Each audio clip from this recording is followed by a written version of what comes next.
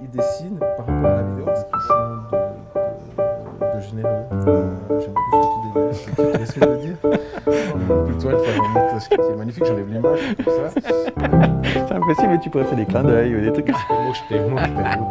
Et je sais pas si tu vois la beauté ici. Ah oui, bah oui. J'ai vu un panneau traîner là-bas derrière. C'est la charte hein, du Montreux Jazz. La charte du festivalier, c'est ça? La charte du festivalier. Ouais. Il y a un mot très fort dans cette charte.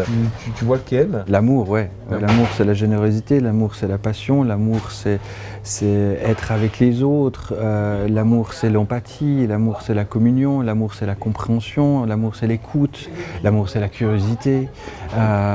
C'est tous ces éléments-là. Ce mot-là, il regroupe en fait tellement de valeurs essentielles qui sont résumées peut-être dans cette charte. Genre, je suis très touché que tu aies repéré ce mot-là.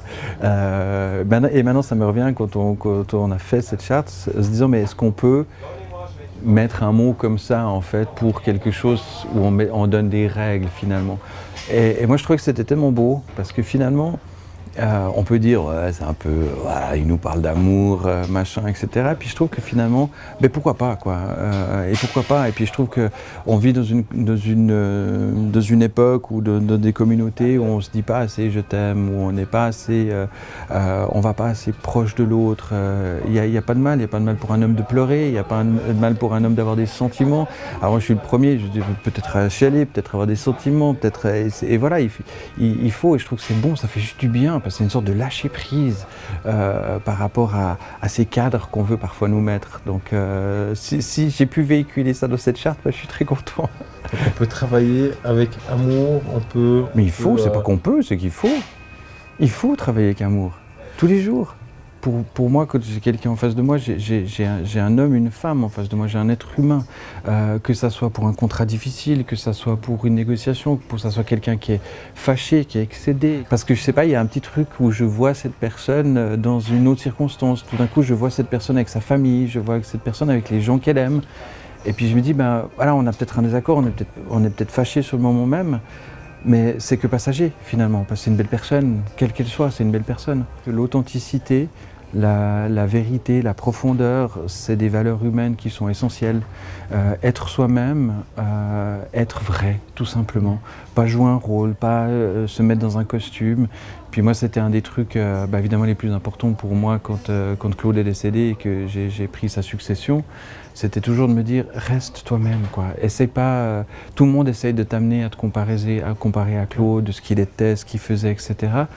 Puis moi, j'avais juste envie de dire, moi, je suis Mathieu d'Atalance, puis je suis comme ça, et puis prenez-moi comme je suis. Donc oui, j'ai cette angoisse au début du festival, quand il y a 250 000 visiteurs qui arrivent, de me dire, est-ce que ça va plaire, est-ce que les gens vont être heureux, est-ce que ça va fonctionner?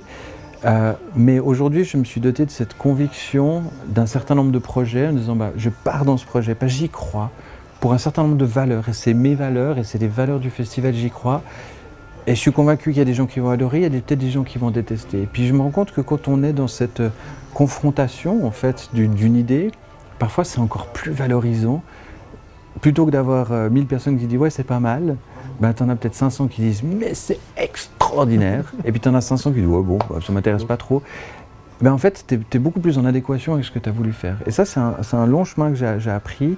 Ça veut pas dire que j'ai pas d'angoisse maintenant que le festivalier arrive, mais j'ai réussi à le dompter un tout petit peu et à aussi me respecter moi-même. Quel est ton message d'amour alors aux festivaliers qui vont arriver? Le message d'amour, c'est garder cette curiosité d'enfant, garder cette fraîcheur d'enfant. Pourquoi je le dis? Parce que c'est un truc que m'avait dit une fois mon prof d'école primaire. Et il m'avait dit, sache toujours garder ton esprit d'enfant. Et c'est bien resté dans la tête. Quand j'ai rencontré Claude était le plus grand gamin que j'ai jamais connu. Dans le sens ultra positif. C'est quelqu'un qui se mettait pas de barrière, c'est quelqu'un qui avait pas peur des candidatons, comme un enfant en fait, de 8-9 ans qui dit je fonce, j'y vais avec plaisir. Et Claude a été comme ça toute sa vie, j'ai toujours admiré ça. Et je pense que si on arrivait tous à se positionner, à garder notre esprit d'enfant, ne pas être envahi par les carcans qu'on essaie de mettre, les cadres de la société, les candidatons, tu dois être comme ci, tu dois être comme ça, ou parce que t'es patron, tu dois être comme ça, parce que t'es employé, tu dois être comme ça. On s'en fout quoi. On est tous des êtres individuel. Et voilà, pour moi, le message d'amour sur un festival, c'est soyez tous vous-même et gardez votre esprit d'enfant, gardez votre curiosité, gardez votre émerveillement pour toutes les choses. On vit un peu dans un monde où on est un peu blasé de tout, on a accès à tout, mais il y a des choses, on peut s'émerveiller tout simplement, quoi. Et je trouve que c'est ces plus beaux moments de vie. On n'a pas besoin du show-off, de la grandiloquence, de tout ça. C'est parfois ces petits instants qui sont privilégiés. Je te demande de choisir une carte. J'en ai choisi deux, en fait, j'ai le droit. Oui, bien sûr. En fait, j'ai choisi ces deux. Voilà. Le sourire est une caresse qu'on réserve à l'autre. Et puis la deuxième, qui est le sourire, c'est le début de la générosité. Pourquoi ces deux? Parce que je pense qu'elles représentent exactement ce que je te disais sur le partage tout à l'heure. C'est que d'abord le sourire est une caresse qu'on réserve à l'autre parce que pour moi c'est la première introduction dans une relation. Si on est avec un sourire ouvert, si on est avec un visage ouvert, avec un sourire détendu, on communique déjà quelque chose de positif, tout simplement, quoi. Et un sourire, ça coûte rien, quoi. Un regard rieur, ça coûte rien.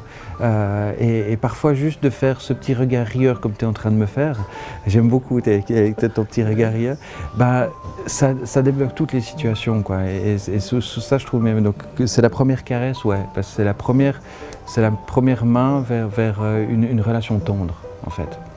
Et puis, quand je dis le sourire, c'est le début de la générosité, c'est la même chose, c'est que on rentre dans une relation d'ouverture, tout simplement.